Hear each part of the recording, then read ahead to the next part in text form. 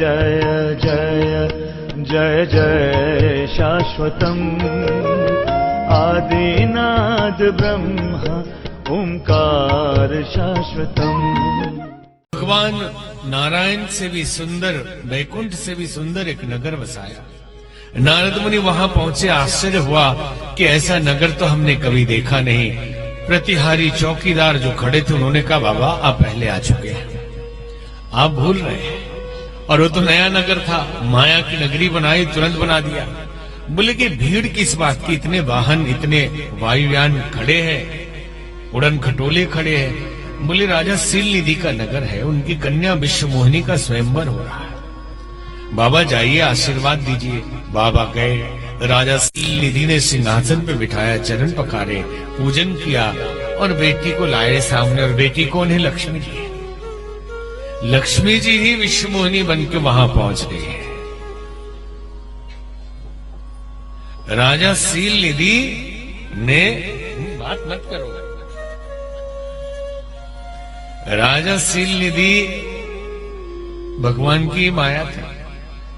उन्होंने चरण पखारे, पूजन किया, बेटी को लाके बोले कि बाबा जरा इसका हाथ देखिएगा, भाग्य में क्या लिखा है। तो बोले इसके भाग्य में तो लिखा है, देखा जैसे, अरे ये तो त्रिलोकीनाथ की पत्नी है। लक्ष्मी जी का हाथ देख लिया तो भ्रम में पड़ गए कि त्रिलोकीनाथ की पत्नी कैसे हो सकती है। इसका तो अभी स्वयंवर हो रहा है, विवाह होगा, इसका मतलब जो भी इससे विवाह करेगा वो त्रिलोकीनाथ बन जाएगा। अब माया ने नारद मुनि के मन को पकड़ा। अब वो बोली तो मैं ही त्रिलोकीनाथ बन जाऊंगा अगर विवाह हो जाए तो। आप समझे कि भगवान लक्ष्मी के पुत्र बने रहे कहीं, वहां तक तो ठीक है, लोग लक्ष्मीपति बन जाते, करोड़पति, लखपति, तो फिर पटक पटक के मारती है कि पति बनने आया। अब यहां पुत्र, भक्त, नारद जैसा परम तपस्वी, परम भक्त, माया ने ऐसा पटका मारा कि अब वो लक्ष्मीपति बनने की सोचने लगे। और माया की लीला ऐसी है, एक संत हमें एक किस्सा सुना रहे थे कि एक जगह एक बुजुर्ग संत बैठे उपदेश दे रहे थे। तभी देहात में कहावत है कि नया पंडित बहुत पूजा करता है ना कहावत। कि हम लोग जो बचपन में गेरुआ वस्त्र हफ्ते में एक दिन पहन लेते थे, 7वीं 8वीं कक्षा में, तो हमारे भाई लोग भी कहते थे अरे छूट जाए, मैट्रिक उट्रिक होते ये सब लफड़ा खत्म हो जाएगा कि नया पंडित खूब पूजा करता है, ये अभी नया नया इनको चढ़ा है जिसका, अब थोड़े दिन में भूत उतरेगा।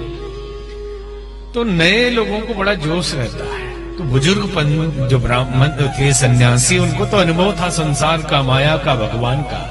नए वेदांती थे, अहम ब्रह्मास्मि शिवोहम सच्चिदानंदोहम, ऐसा लगे रहते थे।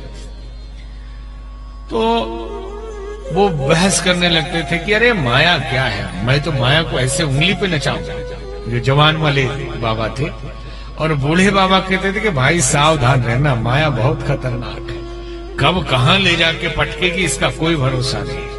इसलिए प्रेम से माया को प्रणाम करो, वो ईश्वर की शक्ति है, और आगे बढ़ जाओ। बोले आए देख लूंगा मैं माया को। एक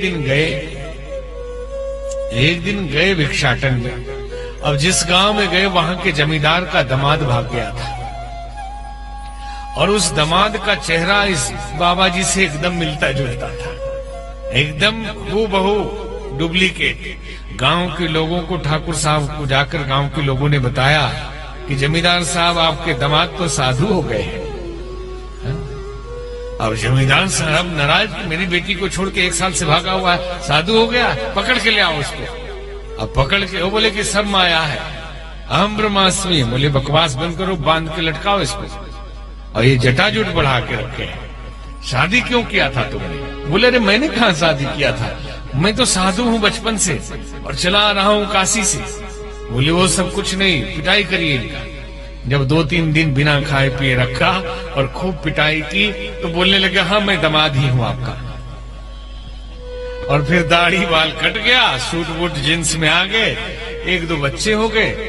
तो 2-3 साल के बाद फिर असली बूढ़े वाले बाबा मिलेंगे और जाके ये जींस टी शर्ट में प्रणाम किए, बोले बोलो बच्चा कहाँ से आए? अरे बच्चा क्या बाबा, मैं वही हूँ सन्यासी, अहम ब्रह्मास्मि, कि माया ने तो मेरी दुर्गति कर दी, पूरी जिंदगी ही बदल दिया। बोले माया का कोई ठिकाना नहीं, इसलिए नमन करिए, आगे बढ़िए। तो पहुंचे नारद मुनि, सोचने लगे कि अब मैं ही विवाह करके त्रिलोकीनाथ बन जाऊंगा। तो वहां से तुरंत हाथ देखना छोड़ा, बाहर निकले। सोचे कि अगर स्वयंवर में इसी वेशभूषा में जाता हूं तो कन्या तो मेरे गले में माला डालेगी नहीं, क्योंकि इतनी बड़ी चुटिया है, मुंडन है, तिलक है, त्रिपुंड है, तंबूरा है, वो तो पैर छू लेगी कि बाबा आशीर्वाद दीजिए। और अगर तपस्या करके रूप बदलता हूं तो समय लग जाएगा। तो चिल्लाए, आपन रूप देहु प्रभु मोहि, हे प्रभु अपना रूप मुझे दे दीजिए कि मैं विवाह कर सकता। आन भांति नहीं पावा हो ही, अब कोई उपाय नहीं उसको पाने का, और देर मत करिए प्रभु, ने तो दूसरे के गले में ये माला पड़ जाएगी। जय विधिनाथ होय हित मोरा, करहूं सो बेग दास में तुमरा, जितना जल्दी हो सके मेरा हित करिए, मैं आपका दास हूं। अब आप विचार करिएगा, अभी कामदेव को जीतने वाले हैं। अरे प्रभु पे सब सौंप दो, कुछ जीतते कुछ हारते नहीं, सब करने सब ही नचावे राम गुसाई, क्या जीतना और क्या हारना। लेकिन ये अहंकार है तो वो दिखा भी देते हैं। अब कहते हैं कि जैसे हमारा हित हो वैसा करिए। तो भगवान ने कहा, जेहि विधि हो यही परम हित, नारद सुना हो तुम्हार, सोई हम करब दान कछु, वचनन मृषा। जिससे आपका परम हित होगा हे नारद मुनि, मैं वो करूंगा। आपने हित कहा है ना, तो इंसान अपने हित के लिए अपने स्तर पे विचार करता है, लेकिन परमात्मा परम हित का ख्याल रखते हैं। और हमारी दृष्टि में कई बार वो नुकसानदायक लगता है, लेकिन उसकी दृष्टि में हमारे लिए दूर समय में वो कल्याणकारी ही होता है। तो क्या कहा, कुपथ मांग रुचि व्याकुल रोगी, कुपथ मांग रुचि व्याकुल रोगी, वैद न देई सुनहु मुनि जोगी, वैद न देई सुनहु मुनि जोगी, एहि विहित तुम्हारे मैं ठहराऊं, एहि विहित तुम्हारे मैं ठहराऊं, कहीं अस अंतरहित प्रभु भयऊ, कुपथ मांग रुचि व्याकुल रोगी,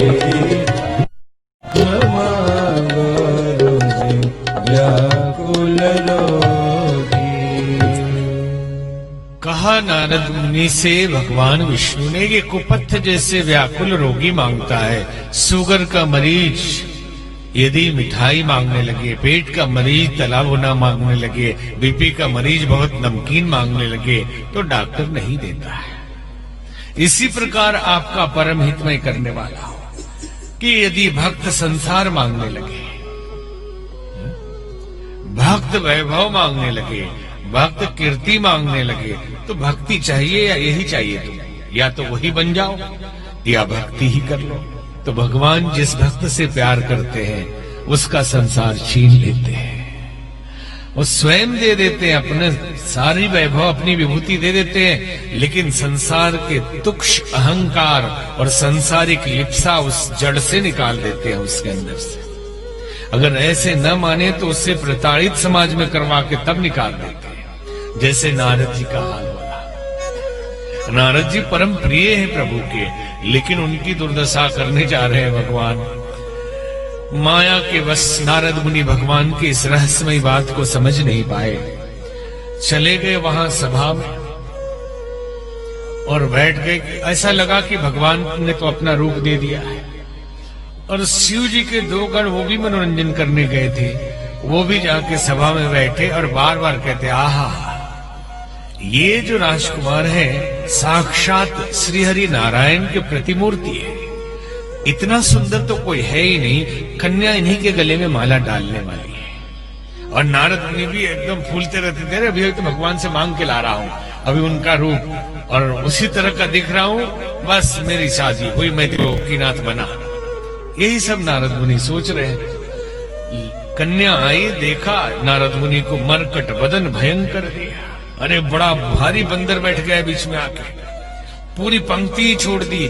भगवान नारायण भी दूल्हे के रूप में, राजकुमार के रूप में बैठे थे, उनके गले में माला पहना दी। दुल्हन ले गए लक्ष्य निवासा, नृत्य समाज सब भय निराशा। भगवान नारायण की लक्ष्मी थी, ले गए और बाकी लोग निराश हो गए।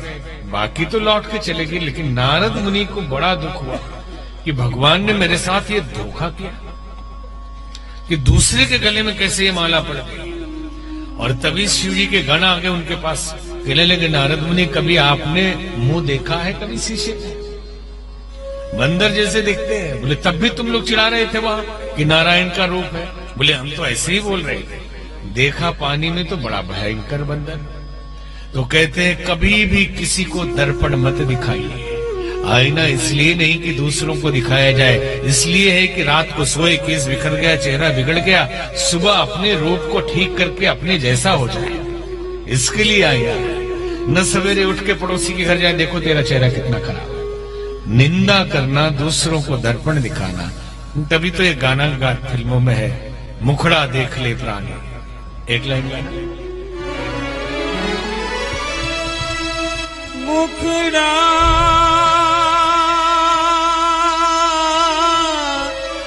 देख ले, देख ले,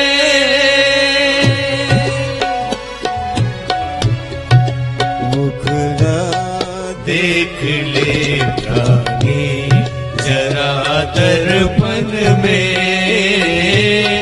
देख ले कितना पुण्य है, कितना पाप तेरे जीवन में।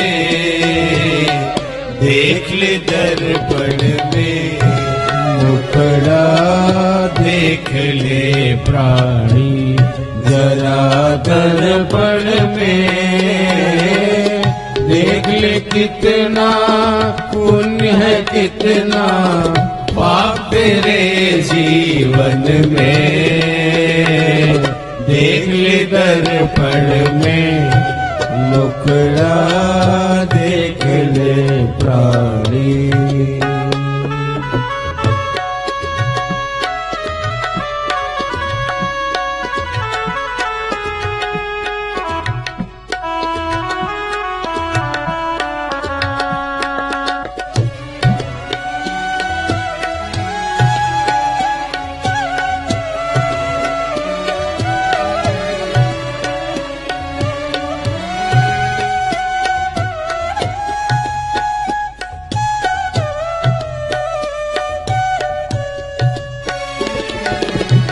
कभी तो पल भर सोच ले प्राणी, क्या है तेरी कर्म कहानी। कभी तो पल पल सोच ले प्राणी, क्या है तेरी कर्म कहानी। पता लगा ले,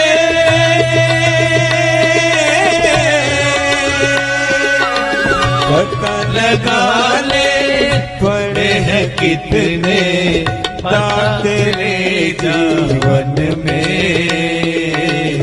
देख दर्पण में, मुखड़ा देख ले प्राणी।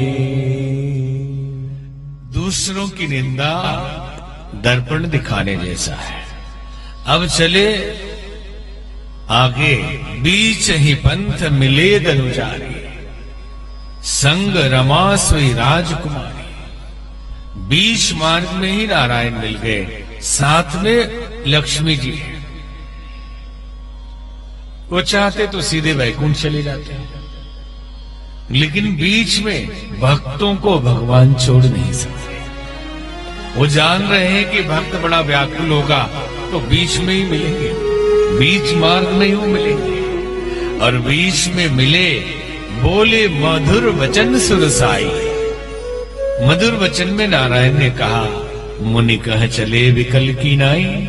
हे मुनि, विकल होकर कहां जा रहे, व्याकुल होकर, क्या बात है? बोले कि मुझसे तो बात मत करिए आप मेरे सबसे बड़े शत्रु है आज की तारीख में।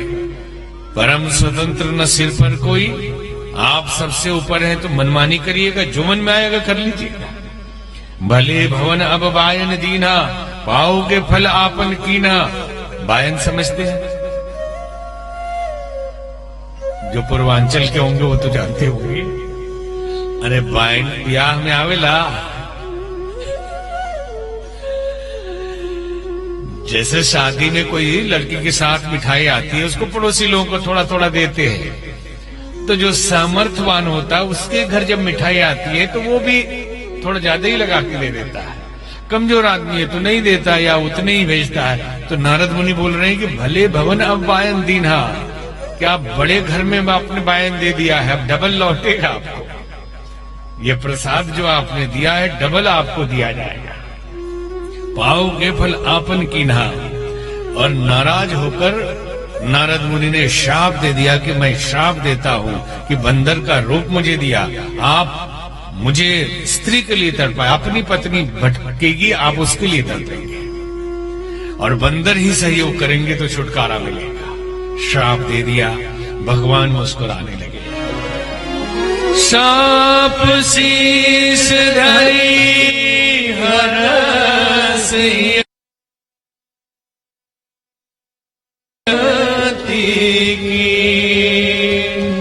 निज माया के प्रबलता,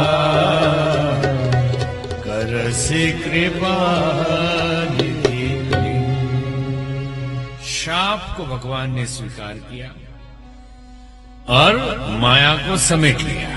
जैसे ही माया समेटा, नारद मुनि होश में आए। जब हरि माया दूरी निवारी, जब हरि माया दूरी निवारी, नहीं तहरा माना राजकुमारी,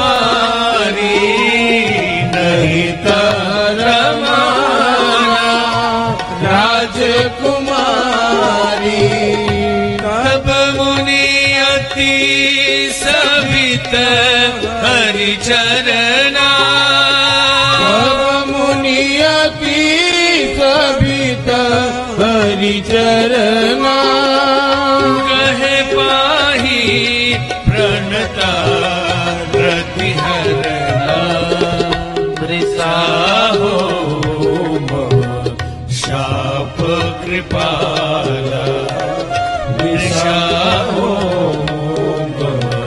शाप कृपाला। मम ईशा कह दीन दयाला, मम ईशा दीन दयाला। जब हरि माया दूरी निवारी, जब हरि माया दूरी निवारी। जब भगवान ने माया समेट लिया तो होश में आए नारद जी, चरणों में गिरकर रोने लगे। प्रभु, मुझसे इतनी बड़ी भूल कैसे हो गई, मैंने आपको कैसे शाप दे दिया? तो बोले मम इच्छा कह दीन दयाला। नारद मुनि, इस सृष्टि में मेरी इच्छा के बिना पत्ता भी नहीं हिलता, ये भी मेरी इच्छा है, इसलिए ऐसा हुआ है। और आगे की कोई योजना है, आप चिंता न करें। बोले कुछ भी हुआ मेरे कारण तो हुआ, मेरे साथ तो हुआ, इसलिए इस पाप से मुक्ति का उपाय बताइए। तो भगवान उनको कहते हैं, जब हो जाए शंकर सतनामा, जप हो जाई शंकर सतनामा, होई हृदय तुरत विश्रामा, होई हृदय तुरत विश्रामा, को नहीं सिवा समान प्रिय मोरे,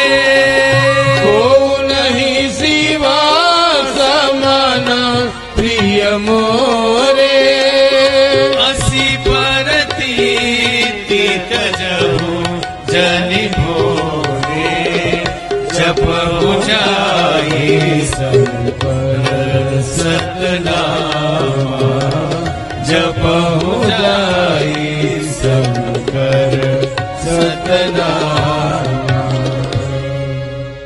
शिव जी के सतनाम का पाठ करिए, उसी से इन पापों से मुक्ति मिलेगी। और शिव जी के समान मेरा कोई प्रिय नहीं, ऐसा नारायण कहते हैं। कई लोग कहते हैं शंकर सतनामा। बहुत दिन पहले किसी ने पूछा कि शिव जी का 100 नाम कौन सा है? अरे खोजिए मिल जाएगा। तो कोई कहता है कि शंकर का सतनाम, शंकर नाम नहीं, अलग अलग तरीके के लोग हैं। और बोले शिव जी का ही नाम 100 बार कर लो, हो गया। जपहु जाए शंकर सतनामा, 100 बार शिव जी के नाम का पाठ करिए, हो गया काम। लेकिन अलग अलग अर्थ लगाने वाले लगा रहे हैं। बोली राजा रामचंद्र भगवान की जय। और यहाँ दोनों शिव जी के गण आए, उनको शाप मिल गया राक्षस बनने का, दे दिया था नारद मुनि ने। तो बोले कि हम लोग शिव जी के गण हैं, हम कोई आदमी नहीं है। तो फिर उनको भी वरदान दिया नारद मुनि की, आप भी राक्षस तो अब बनोगे, लेकिन मरने भगवान के हाथ से मृत्यु होगी तो मुक्त हो जाओगे। हरि अनंत हरि कथा अनंता, कहीं सुनहि बहु विधि सब संता। ऐसा याज्ञवल्क्य ऋषि ने भरद्वाज जी से कहा। याज्ञवल्क्य भरद्वाज जी से कहते हैं कि हे भरद्वाज, भोलेनाथ ने भगवान के अवतरण के और भी कारण बताए। क्या बताया? स्वयंभू मनु अरुसत रूपा, जिनते भय नर सृष्टि अनुपा। ये सृष्टि बनी है मनुष्यों की, वो मनु से मानव है, मनुष्य मनुष्य। अब कोई कहे कि ये मनुवादी है, तो आप क्या है? आप कौन से वादी है भाई? जो मनुष्य है सभी मनु के संतान है। वो किसी जाति वर्ण व्यवस्था, अब उसकी व्याख्या भी करने का समय नहीं है तो सब मनुष्य एक पिता के संतान है, मनु के ही सब पुत्र हैं। तो ये बाकी मनुवादी हो जाएंगे, बाकी कौन से वादी होंगे? है अपने बाप को छोड़ देंगे। मनु से उत्पन्न होने वाले मनुष्य, तो सब तो मनुष्य ही है, किसी भी वर्ण में, किसी भी जाति में, किसी भी कुल में हो, सब एक ही पिता के संतान हैं। तो स्वयंभू मनु अरुसत रूपा, जिनते भई नर सृष्टि अनुपा। दंपति धर्म आचरण निका, अजहु गाओ श्रुति जिनके लिखा। कि बड़े धर्मात्मा थे दंपति, दोनों का आचरण बहुत अच्छा था।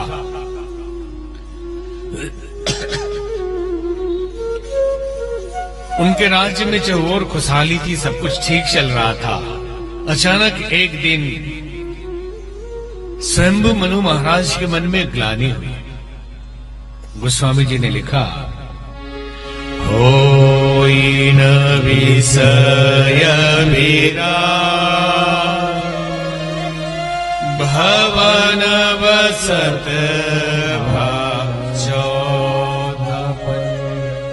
हृदय बहुत दुखला, जन्म गयो हरि भक्ति बिनु। होई न विषय विराग, विषय वासनाओं से वैराग्य नहीं हुआ और पूरा जीवन निकल गया, चौथापन आ गया। मनु महाराज के मन में कम से कम ये भाव तो आया चौथेपन में कि चौथापन आ गया और अभी तक हम संसार में ही लिपटे हुए हैं। बार बार हमने यही संकेत किया कि अगर ये जीवन शाश्वत होता, सनातन होता, जीवन, परमात्मा शाश्वत है, सनातन है, जीव शाश्वत सनातन है, लेकिन जीवन शाश्वत सनातन नहीं है। अगर शाश्वत होता, मरता नहीं, तो जो कर रहे हैं करते रहिए। लेकिन थोड़े दिन में देखते देखते हम 50 के होते हैं, 60 के होते हैं और खिसक लेते हैं। तो बुढ़ापे में भी यदि भाव आ जाए कम से कम कि चौथापन आ गया और अभी भी विषय वासनाओं से वैराग्य नहीं हुआ, तो बहुत बड़ी बात है। नहीं तो आजकल 50 के ऊपर होने वाले लोग भी कहते हैं कि ये उम्र है कथा सुनने की। ऐसा हमने सुना। ये कब सुनेंगे? 60 के बाद तो ऐसे रिटायर हो जाएंगे। कान से कम सुनाई पड़ने लगेगा, आंखों से दिखाई नहीं पड़ेगा। कब भजन करेंगे? कहते आंख में पड़ेगा जाला, नाक में बहेगा नाला, अब बुद्धि से कुछ ना बुझाला। तो ऐसे में कैसे भजन करेंगे? मुश्किल है। मनु महाराज के मन में ये भाव जगा। कहते हैं कि एक मछुआरा मछली पकड़ने प्रतिदिन जाया करता था। ब्रह्म मुहूर्त में निकलता और जाल डालता अंधेरे में ही जाके नदी में, और ख्वाब देखता कि मछलियां मिलेंगी, बाजार में बेचूंगा, बहुत पैसा हो जाएगा, मकान बनवाऊंगा, चौकीदार रखूंगा, बाउंसर बॉडीगार्ड रखूंगा, मर्सिडीज खरीदूंगा। ऐसा ऐसा बेचारा सोचता था रोज। एक दिन जा रहा था, उसका पैर किसी वस्तु से टकराया, खनखन की आवाज हुई। उसने हाथ बढ़ाया, थैली हाथ में आ गई, उठाया, अंधेरे में देख नहीं पाया, छुआ, लगा कि कुछ कंकड़ पत्थर है। नदी किनारे गया, जाल डाल दी और फिर वही अपना याद करने लगा कि बेचूंगा, पैसे आएंगे, बस एक बढ़िया मकान बनवाऊंगा और नौकर चाकर गाड़ी घोड़ा रहेगा, बस मौज मस्ती। और एक एक कंकड़ फेंकता रहता, क्योंकि लोगों की आदत है जब इंतजार करें तो या तो नाखून काटेंगे, कॉलर चबाएंगे, बटन चबाएंगे या जमीन खोदते रहेंगे। कितने लोग तो बस में बैठे तो बस का सीट फाड़ देंगे। न कुछ सोचते सोचते में आपके घर आ जाए तो आपके सीट भी फाड़ देंगे कई बार। हाँ, कितने लोगों को देखिए वहां उंगली चल रही है उनकी। कितने घरों में आप जाके देखेंगे सोफे फट ही जाते हैं। ये लोग तो ये भी कंकड़ फेंक रहा था, और फेंकते फेंकते आखिरी कंकड़ जैसे फेंका, सूर्योदय हो चुका था। सूर्य की किरणें आकाश मंडल पे छा गई और जैसे ही पत्थर पे पड़ी वो चमक उठा। मछुआरा फूट फूट कर रोने लगा। क्यों रो रहा है? क्योंकि वो पत्थर नहीं, हीरे थे। हीरे की थैली हाथ में लगी और पत्थर समझ के फेंक दिया, आखिरी हीरा भी हाथ से छूट गया। थोड़े से पैसे मछलियां बेचकर मिलेंगे, उसके चक्कर में इतना बड़े हीरे की थैली खो दी। और ये कहानी उस मछुआरे की नहीं, हम और आप सबकी है। जीवन हीरे की तरह अमोल है, पल पल क्षण क्षण एक एक हीरे के समान है, और हम आने वाले कल में, आने वाले पल में सुखद जीवन जिएंगे। भविष्य हमारा उज्जवल होगा, केवल इन ख्वाबों में जीते हैं और वर्तमान का उपयोग कभी नहीं कर पाते। किसी ने लिखा, past is history and future is mystery, present is a gift. Past is history, जो बीत गया वो इतिहास बन गया, आने वाला रहस्य है, वर्तमान ही गिफ्ट है। और क्या शब्द है प्रेजेंट, स्पेलिंग एक ही है और अर्थ दो है। प्रेजेंट, प्रेजेंट, थोड़ा सा स्ट्रेस पॉइंट खिसकाइए तो अर्थ बदल जाएगा। एक का अर्थ है वर्तमान, एक का अर्थ है गिफ्ट, एक अर्थ है उपहार। तो वर्तमान का उपयोग नहीं कर पाते, वो बेचारा खो दिया उसने। कितने लोग हैं जो वो रो रहा है। रोने वाले दो तरह के होते हैं मरते समय। मरते समय हर आदमी रोता है। आप कहेंगे मरते समय हर आदमी रोता है? हर आदमी रोता है। कोई जोर से रोता है, किसी की आंखों से साइड से आंसू निकलता है, बोल नहीं पाता, तो क्यों रोता है? इनमें दो तरह के लोग हैं। एक तो जिनकी रोशनी आ गई सूर्य की, कोई सदगुरु मिल गई, कोई ज्ञान मिल गया, और आभास हो गया कि भूल हो गई, जीवन अमोलता खो दिया, इसलिए रोते हैं कि प्रभु पहले ही आभास हो गया होता समय रहते तो हम इसका सदुपयोग कर पाए होते, समय रहते भजन कर लिया होता। कहते हैं कि समय रहते जगो साथी न किंचित देर हो जाए, सजाते ही रहे दीपक की जब तक भोर हो जाए। सजाते ही रहेंगे जब तक भोर हो जाए, कि उस रोशनी में कुछ रात को काम भी करेंगे कुछ। तो कुछ लोग तो इसलिए रोते हैं कि आभास हो गया, एहसास हो गया, अनुभूति हो गई, ये ज्ञात हो गया कि खो दिया हमने, ये अमोल था। और कुछ लोग तो अज्ञान अंधेरे में आते हैं और अंधेरे में ही चले जाते हैं, कोई रोशनी नहीं, वो भी रोते हैं कि अभी हमने ब्याज में पैसा दिया था, कुछ लोगों को मारा था, कुछ को मारना बाकी था, बेटे की शादी हुई थी, पोते की भी बाकी रह गई थी। कितने लोगों को आप देखेंगे बुजुर्ग कि पोते की शादी देख लेते तब मरते तो क्या कर लेंगे देख के आप है? नहीं, ये लालसा है, वो इसलिए रोते हैं। बड़े भाग्य मानुष तन पावा, सुर दुर्लभ सदग्रंथ न गावा, हो इन विषय विराग भवन बसत भा चौथापन। विषय वासनाओं से वैराग्य नहीं हुआ, भवन में रहते रहते चौथापन आ गया। कम से कम मनु महाराज के मन में ये बात, ये विचार आ रहा। आज 80 साल के हो गए तब भी दुकान पे डंडी मार रहे हैं, ये भाव ही नहीं। और कुछ लोग चले भी जाए हरिद्वार, फ्लैट लेके बेटों ने रख दिया कि भजन करेंगे, तो जाके वहां भी फ्लैट बिकवा रहे हैं। गंगा किनारे कई बार हमने देखा कोई बुजुर्ग आदमी बैठे हैं, फ्लैट के दामों पे चर्चा हो रहा। हमने कहा आप कौन? बोले कि हम लोग रिटायर हैं, बेटों ने यहाँ वानप्रस्थ के लिए भेज दिया कि साधना करेंगे। यही साधना हो रही है, जो दलाली वहां चल रही थी फ्लैट की, वो यहां भी चल रही है। तो बुढ़ापे में भी यही हो रहा है। जवानी तो इसलिए छोड़ दी कि बुढ़ापे में भजन करेंगे, अब बुढ़ापा छोड़ रहे हैं, कब करेंगे? और ये यूपी है तो हम सोचे, और पूर्वांचल के लोग भी यहाँ जाते हैं तो हम सोचे भजन भोजपुरी में आपको सुनाए। जबले हरियर व चोला भजन कैला का पता, रंगधानी रही ना रही।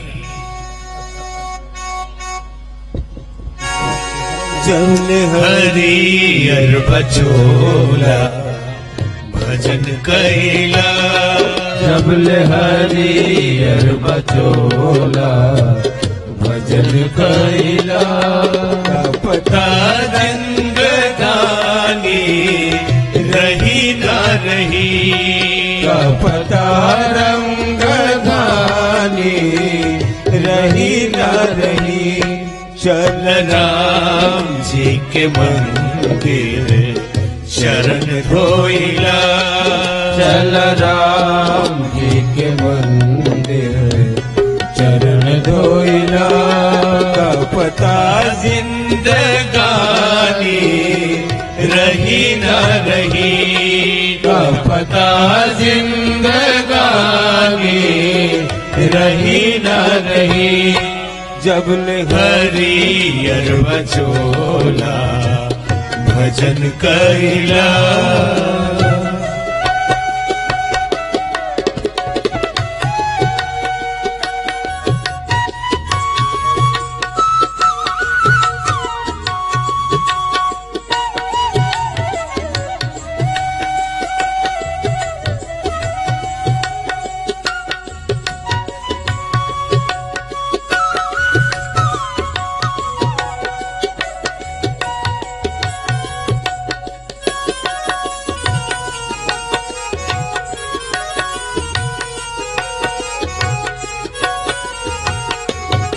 देख दुनिया में एक गो सुख सारवा, देख दुनिया में एक गो सुख सारवा, जहाँ भक्ति बा ओही जे सुधा सारवा, जहाँ भक्ति बा ओही जे सुधा सारवा।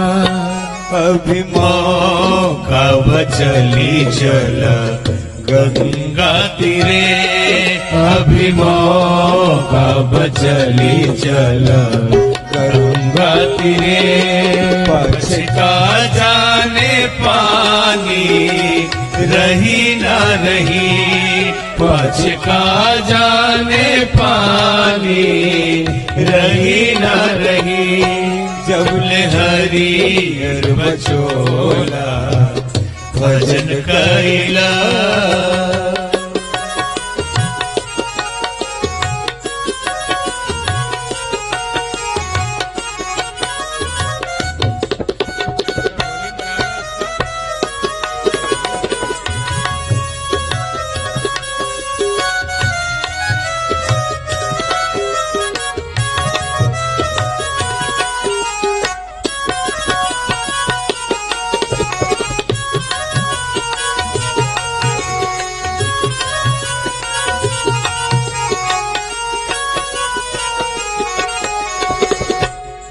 बिन भक्ति के कहियो न शक्ति मिली, न भक्ति के कहियो न शक्ति मिली। फूल पत्थर पर बोलना कैसे खिली, फूल पत्थर पर बोलना कैसे खिली।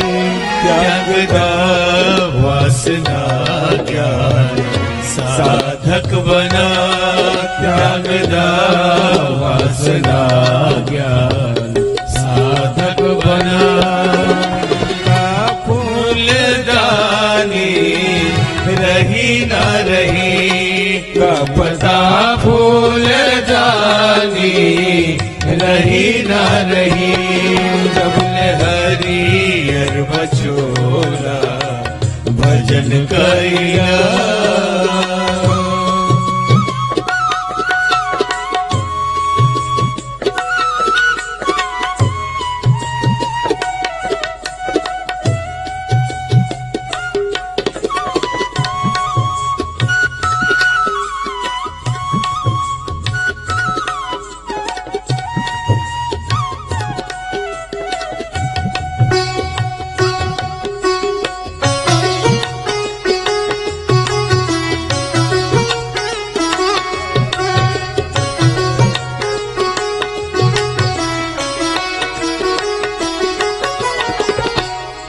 तू राम जी के कैला भजन प्यार से, ओ राम जी के कैला भजन प्यार से। भजन प्यार से कैला पूजन प्यार से, भजन प्यार से कैला पूजन प्यार से। काम ऐसन करलो कहे देवता, काम ऐसन करलो कहे देवता। पता फिर निशानी रही ना रही, पता फिर निशानी रही न रही। चल हरियर बचोला भजन कैला, जबल हरियर बचोला भजन कैला। पता रंग धानी रही ना रही, पता रंग धानी रही न रही। जब हरियर बचोला भजन कैला। जबल हरियर बचोला भजन कैला। जबले हरियर बचोला भजन कैला, का पता रंग धानी रही न रही। अभी मौका बचली चल गंगा तीरे, पाछे का जाने पानी रही ना रही। जब तक जवानी बा भजन हो जाएगी चाहिए। भगवान मनु के मन में ये विचार आया, विषय विराग नहीं घटा चौथे पन में भी। फिर उन्होंने त्याग किया, घर का वानप्रस्थ लिया। बेटे बहुत समझाते रहे कि घर में ही मंदिर बना देते हैं, यही पूजा करिए। अक्सर ऐसा होता है कि अगर पिताजी बोले हरिद्वार चला, अरे क्या दिक्कत है आपको, यहीं पूजा करिए, सब इंतजाम हमें, यहाँ कैसे होगा? उसके लिए वातावरण चाहिए। तो बोलने लगे, लेकिन मनु महाराज ने कहा कि नहीं राजा, आप संभालिए, हम जाएंगे। चल दिए दोनों पति पत्नी। तो जैसे मानो गोस्वामी जी देख रहे हो जाते हुए कि ये कैसे लगते हैं। पंथ जात सोहई मति धीरा, ज्ञान भक्ति जी में धरे शरीरा। ज्ञान और भक्ति जैसे शरीर धारण करके जा रहे हो, ऐसा मनु महाराज और शत्रुपा जी को देखकर गोस्वामी जी ने लिखा। आप विचार करिए, बुढ़ापे में पति पत्नी ज्ञान और भक्ति की तरह रहे, आसान बात है? यह जवानी में 36 के आंकड़े हो जाते हैं, शादी होती ही 36 का आंकड़ा हो जाता है। तो फिर इसमें ज्ञान भक्ति बने रहे बुढ़ापे तक, बहुत मुश्किल। रामचंद्र कृपालु भज मन हरण भव भय दारुणम्। श्री रामचंद्र कृपाल भजो हरण भव भय दारुणम्। नवकंज लोचन कंज मुख कर कंज पद कंजारुणम्। नवकंज लोचन कंज मुख कर कंज पद कंजारुणम्। कंदर्प अगणित अमित छवि नवनीय नीरद सुंदरम्। कंदर्प अगणित अमित छवि नवनील नीरद सुंदरम्। पट पीत मानहु तड़ित रुचि सुचि। ये लड़ाई में बातचीत बंद हो जाए तो बड़ा आनंद है, कि बातचीत जरूर बंद होता है। एक बार पति पत्नी लड़ गए और बातचीत बंद हो गई। ऐसी बंद हुई कि सब लिख के काम होता था। पतिदेव को कहीं इंटरव्यू देने जाना था, तो लिख के दिया पत्नी को, प्रिय पत्नी जी सुबह मुझे 6 बजे जगा देना, इंटरव्यू के लिए जाना है। 8 बजे तक सोए रहे। पति नाराज हुआ, जगाए क्यों नहीं, देखिए जाके सिराने रखा हुआ है, 6 बज गया, उठ जाइए। ये भी दिक्कत आती है। और गांव में क्या करते हैं लोग, गांव में देहात में किस्सा ये है कि अगर बातचीत बंद हो जाए तो घर का काम चले कैसे। तो बोलते ना कोई से बोला चली, ना कोई से कोई सब्जी खरीद के लाए कोई। तो झोला उठा लिए, पतिदेव गए सब्जी खरीद के लाए और ला के रख देते कि ना कोई से बोला चली, ना कोई से कोई, सब्जी आ गया, बना दे कोई। तो बना के खाना परोस देती है, कहती ना कोई से बोला चली, ना कोई से कोई, खाना तैयार है, खा ले कोई। ऐसे भी काम चलता है। बोली राजा रामचंद्र भगवान की जय। मनुसूत्रूपा गोमती नदी के किनारे पहुंचे,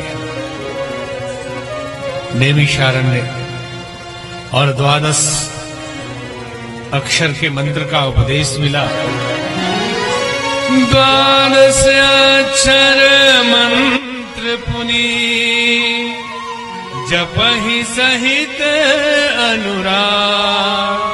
वासुदेव पद कंकरुह दंपति मन अतिला।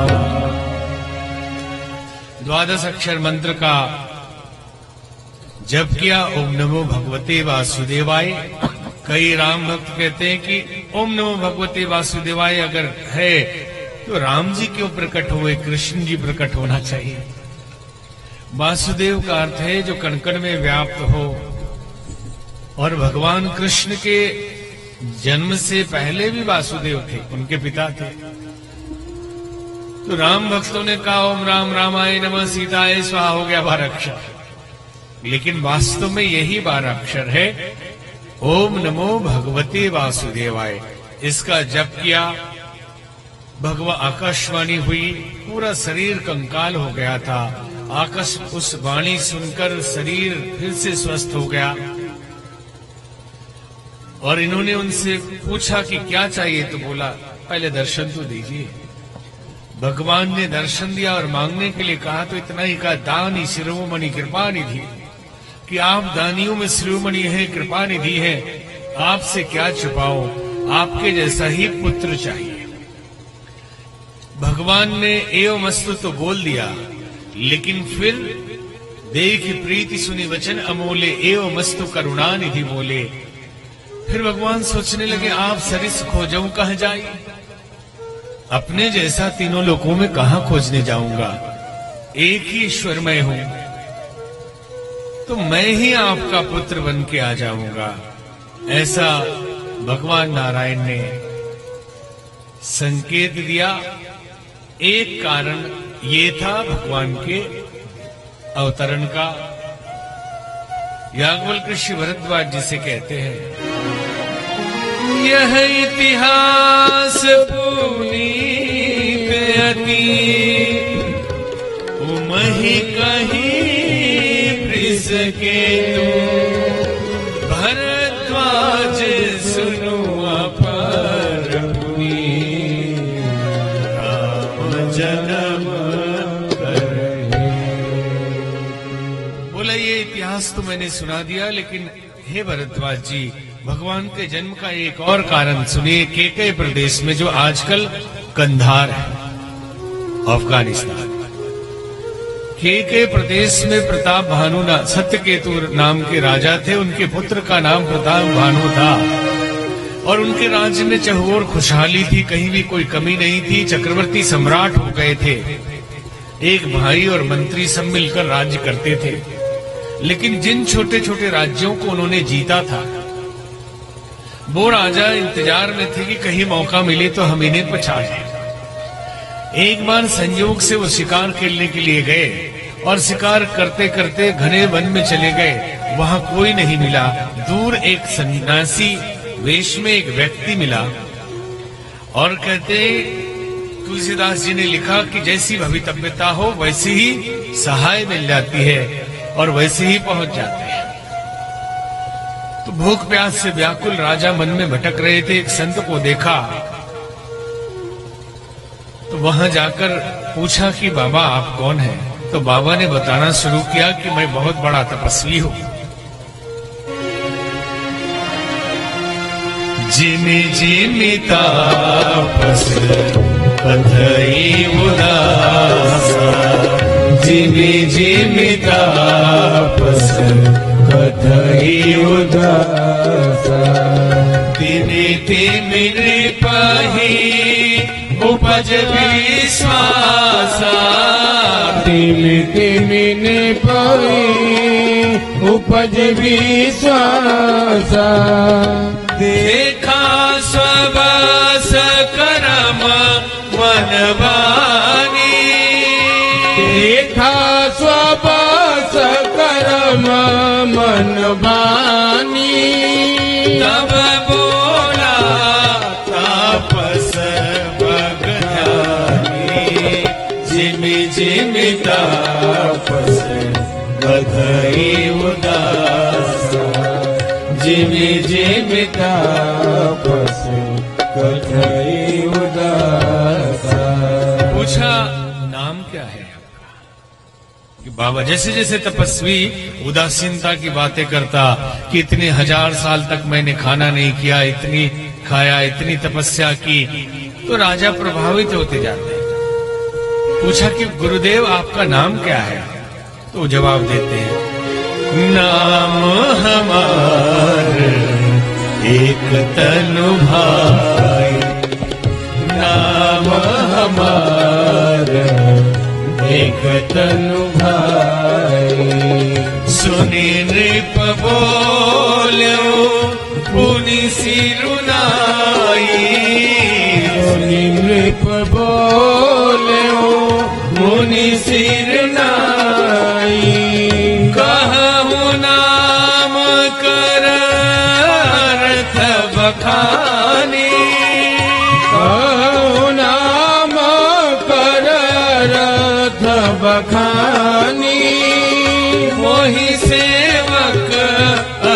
आपन जानी नाम हमारे एक तन भाई नाम हमारा एक तन भाई। मेरा नाम एक तनु है। तो एक तनु क्यों है, जरा व्याख्या करके बताइए, आखिर एक तनु का मतलब क्या है। तो वो बताते हैं, आदि सृष्टि उपजी जबहि तब उत्पत्ति भय मोर नाम एक तनु हेतु देहन धरी आदि सृष्टि जब से उपजी है तब से मैंने एक ही शरीर धारण किया है, इसलिए मेरा नाम एक तनु है। ऐसे छल कपट करने वाले लोग साधु के वेश में सदियों से चला आ रहा है कि अहिल्या के पास इंद्र गए तो साधु के वेश में, हनुमान जी को रोकना था तो काल ने भी गया तो साधु के वेश में, और रावण गया तो साधु के वेश में। अब राजा पूरी तरह उस कपटी मुनि के बस में आ चुके थे। तो बोले कि बाबा मेरे कल्याण का कोई उपाय बताइए। बोले बेटे तुम्हारे मार्ग में बाधक ब्राह्मण है, ब्राह्मणों की सेवा करो, उनको भोजन खिलाओ, आशीर्वाद लो, तुम्हारा कल्याण हो। आज से ठीक तीसरे दिन भोज का आयोजन रखो, मैं आऊंगा रसोईया बनके। और राजा सो गए, थके थे, रथ सहित उनको पहुंचवा दिया उनके महल में। और राजा को लगा गुरुदेव की कृपा से मैं आ गया। तीसरे दिन रसोईया बनके एक राक्षस काल केतु आया, उससे गुरुदेव आए हैं। और जैसे ही भोजन होने लगा, एक झूठी आकाशवाणी कर दी कि हे ब्राह्मणों ये भोजन मत खाना, इसमें गौ और ब्राह्मण का मांस मिला हुआ है। और ब्राह्मण देवता नाराज हो गए, शाप दे दिया कि हे राजन आपने हमारे साथ धोखा किया है, हमारा धर्म भ्रष्ट किया है। हम साफ देते हैं कि तुम कुल खानदान सहित नष्ट हो जाओ और मरने के बाद राक्षस बन जाओ। ये शाप लगा। उन्होंने बहुत, तभी एक आकाशवाणी हुई कि आकाशवाणी गलत थी, इसमें राजा का कोई दोष नहीं, ये तो कपटी मुनि की चाल है। तो ब्राह्मण तड़पने लगे कि मुझसे ये भूल कैसे हो गई, लेकिन अब तो शाप वापस नहीं हो सकता, मरेंगे जरूर लेकिन भगवान के हाथ से, और इनको मुक्ति मिलेगी। तो कहते हैं वही रावण बना, प्रताप भानु, और उनका मंत्री विभीषण बना, और भाई कुंभकर्ण बना। और उनका जन्म जब हुआ रावण का, बोली राजा रामचंद्र भगवान की जय। रावण और इन लोगों के जन्म हुआ, इन्होंने कठिन तपस्या की। ब्रह्मा जी से वरदान मांगने की बारी आई। रावण ने कहा अमरता का वरदान दीजिए। ब्रह्मा जी ने कहा ये तो नहीं मिल सकता। बोले आदमी छोड़ के और मैं न मरूं किसी से। ये वरदान दे दिया। विभीषण को मांगने की बारी आई तो भगवान की भक्ति मांग ली, और कुंभकर्ण को मांगने की बारी आई तो आप लोग सब जानते हैं कि कुंभकर्ण को मांगने की जब बारी आई तो वो मांगना चाहता था कि एक रात सो, एक रात जागो और एक रात सो और 6 महीने जागो। लेकिन उल्टा कर दिया गया कि 6 महीने सोएगा, एक रात जागेगा। रावण और इन लोगों को जब वरदान मिल गया, इन्होंने आतंक मचाना प्रारंभ किया। एक दिन रावण ने राक्षसों की सभा बुलाई और सभा में सबको संबोधित करता, ये समझ लो कि टेररिस्ट लोगों की मीटिंग थी। दरबार रावण ने लगाया।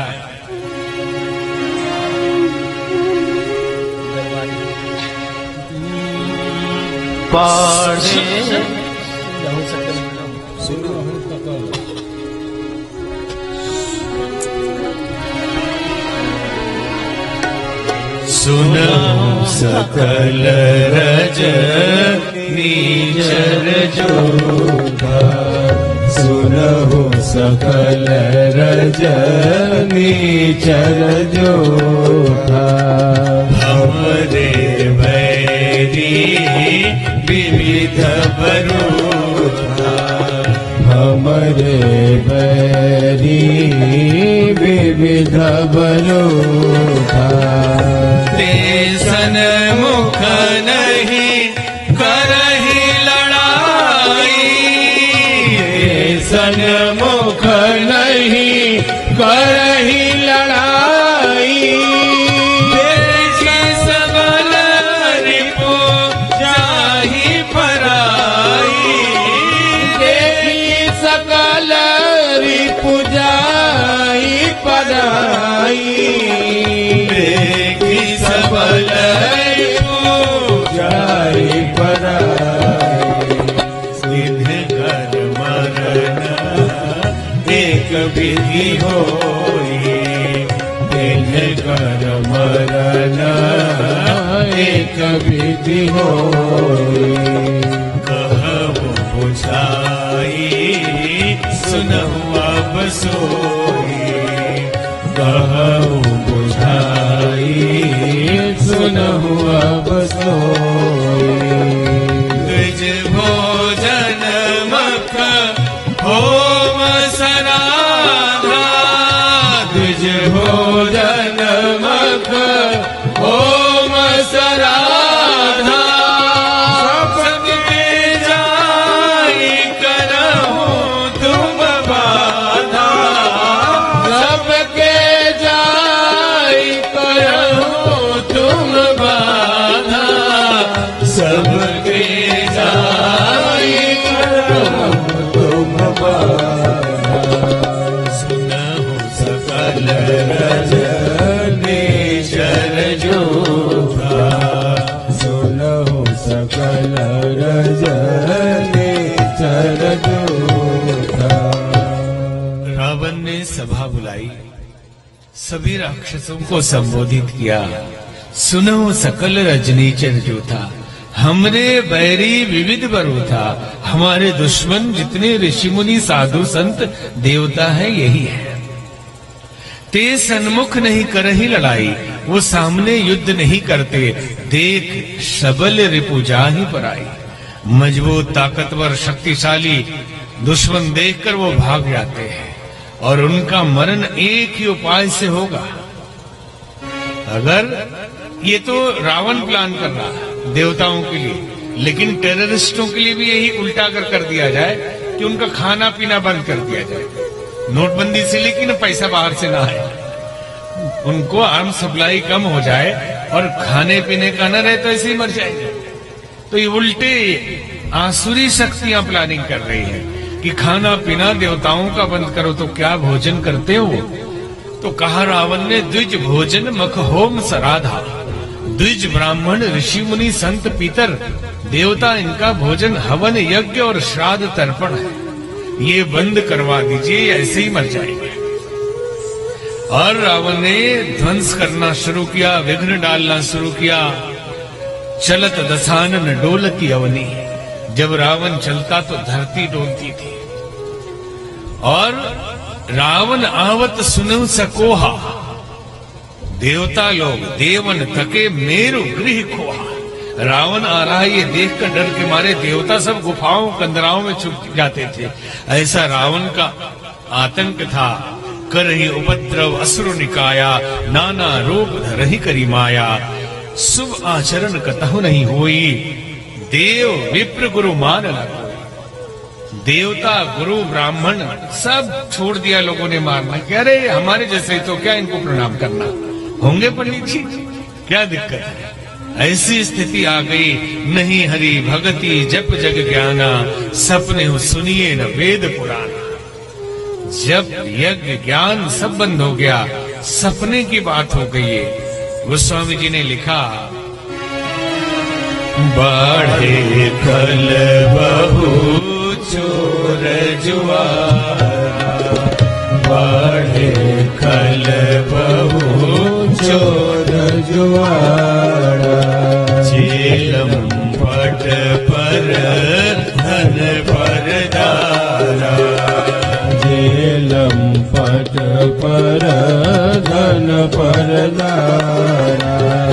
माँ नहीं मात पिता नहीं देवा, नहीं मात पिता नहीं देवा, साधुन सन करवा वही सेवा, साधु न संग करवा वही सेवा, साधुन सन करवा वही सेवा, जिनके यह आचरण भवानी, जिनके यह शरण भवानी, दे जानहु निसीचर सब प्राणी, हे जानहु निसीचर सब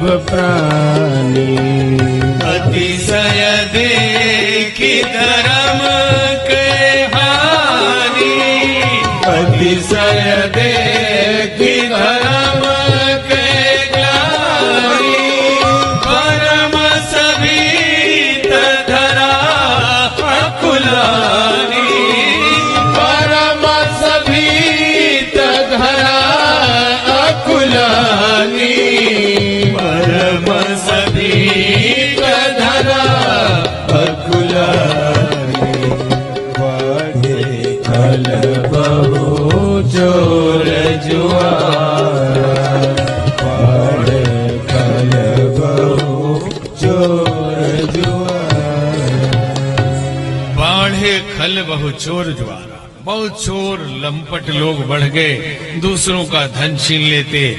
साधु सन करवा वही सेवा, संतों से सेवा करवाते, ऐसी स्थिति आ गई थी रावण के राज्य में। ये अभी का नहीं वर्णन किया जा रहा है, लेकिन आप लोगों के चेहरे बता रहे हैं कि आज की वर्तमान परिदृश्य को आप देख रहे हैं कि रावण राज्य से आज भी कम नहीं। भाव यही बता रहा है कि आप तुलना कर रहे हैं कहां कहां हो रहा है। साधु सन मान ही मात पिता नहीं देवा, साधु सन करवा वही सेवा। और आगे क्या लिखा आपने ध्यान दिया, जिनके यह आचरण भवानी, जिनका ये आचरण हो ते जानहु निशिचर सब प्राणी। वो सब राक्षस हैं, दांत वाले सिंह वाले नहीं। जो साधु संतों की इज्जत नहीं करते, माता पिता की सेवा नहीं करते, उनका अपमान करते हैं, हर काल में हर परिस्थिति में यही राक्षस है, यही असुर है। वो अलग से दांत सिंह वाले नहीं थे, ऐसी ही परिस्थितियां थी, बिगड़ेल लोग थे। माता पिता तो सब कर दे, लेकिन उनके लिए जब करना हो तो अरे आपका तो कर्तव्य था, आपने हमारे लिए किया, कौन सा खास कर दिया, सब करते हैं। तो बेटे का कर्तव्य नहीं होता। लेकिन ये प्रभाव है कलयुग का।